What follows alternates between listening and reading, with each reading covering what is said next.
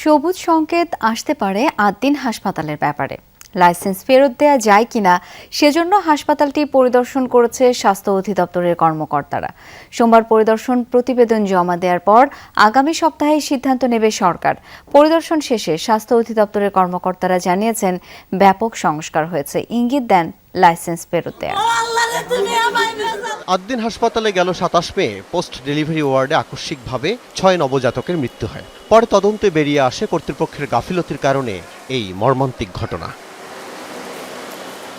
একসঙ্গে এত নবজাতকের মৃত্যু দেখিয়ে দেয় দেশের স্বাস্থ্য খাত কতটা জবাবদিহিহীন। এই ঘটনার দায়ে 11 জুন হাসপাতালটির লাইসেন্স বাতিল করে সরকার। এক পর্যায়ে হাসপাতালের ওপরে একটি ফ্লোরে মেলে রুটি তৈরির কারখানাও। আদ্দিন কর্তৃপক্ষের দাবি, হাসপাতালে যেসব ত্রুটি ছিল সেগুলো সংশোধন করা হয়েছে। পরে পরিদর্শনের আবেদন করে তারা, এতে সাড়া দেয় স্বাস্থ্য অধিদপ্তরও। এরই মধ্যে পরিদর্শন করেছেন কর্মকর্তারা। লাইসেন্স যখন বাতিল করা হয় তখন কিছু অবজারভেশন ছিল, সেই অবজারভেশন দিয়েই তা বাতিল করা হয়েছে। সেই অবজারভেশনগুলো ওই বাতিলের আগেই নির্দেশ দেওয়া কারণ দর্শানো ছিল। ওনারা সেগুলো নিয়ে কাজ করেছেন, ওনারা আপিল করেছেন। এখন আপিল যারা বিবেচনা করবেন ওনারা এই বিষয়গুলো দেখবেন, আমরা দেখে গেলাম, আমরা রিপোর্ট করব।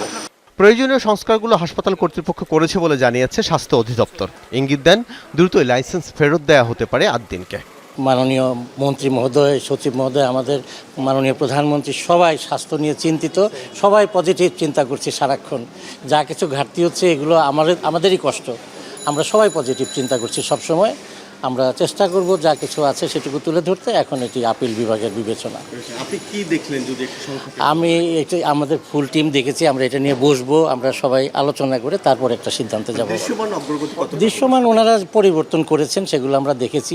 তবে হাসপাতালের আইসিইউ সহ বিভিন্ন অবকাঠামোতে কী ধরনের সংস্কার করা হয়েছে সেগুলো দেখাতে রাজি হয়নি আদ্দিন কর্তৃপক্ষ।